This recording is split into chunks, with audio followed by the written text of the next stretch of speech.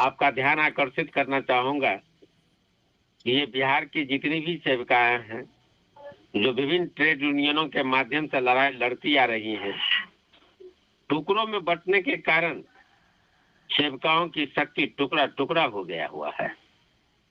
दूसरी तरफ ये ट्रेड यूनियन इसी कमजोरी का और कुछ स्वार्थी सेविका लीडरों के इस्तेमाल कर हम सेविकाओं की लड़ाई को इस तरीके से लड़ते आ रहे हैं कि विगत 28 वर्षों से बिहार सरकार से मात्र और मात्र 1450 रुपए ही हासिल कर पाए, जिसके लिए महीनों सेविका सहायिकाओं ने अपना मानदेय घटाना पड़ा, शारीरिक प्रताड़ना झेल, मानसिक तनाव के भी शिकार हम बने, जान भी गंवानी पड़ी। इतना ही नहीं, दुर्गा पूजा, दीपावली, छठ पर्व के अवसर पर भी नए कपड़े और मिठाई के लिए हमें अपने परिवार के साथ खुशियों का त्याग करना पड़ा। अंततः हमारी नौकरी भी, ये अलग बात है कि नौकरी तो वापस होगी ही, हमें मिलेगी ही, लेकिन फालतू परिस्थिति तो झेलनी पड़ रही है ना। अब ये सवाल है कि सेवकाओं की लड़ाई का मुख्य बिंदु क्या होगा? सम्मानजनक मानदेय और सरकारी कर्मचारी, यही हमारा मुख्य मांग है ना, हम यही चाहते हैं ना।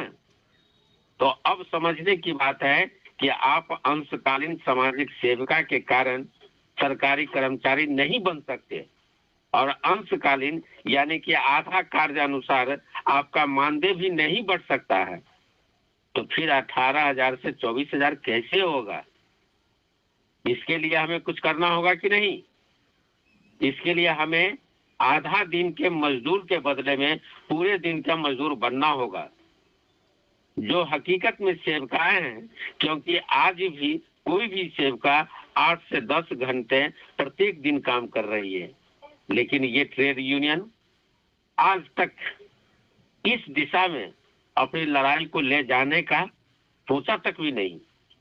सिर्फ रुपए का लालच दिखा करके, हड़ताल का आकर्षण दिखा करके सिर्फ और सिर्फ इसके परिणाम को सामने रखे हैं।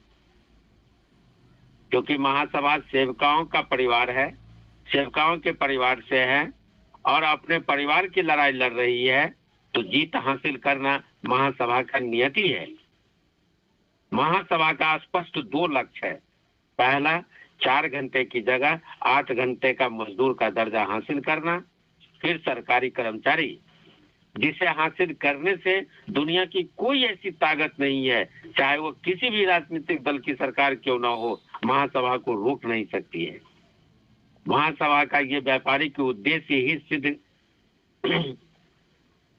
सिद्धि की लड़ाई नहीं है, बल्कि अपने पारिवारिक लड़ाई है, जिसे मुझे हर हाल में जीतना ही पड़ेगा। और हम जीतेंगे ही नहीं, जीतेंगे ही।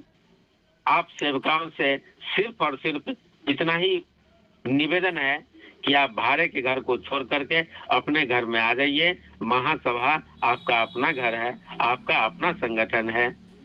इसी बात के साथ हम अपनी बात को समाप्त करते हैं। नमस्कार।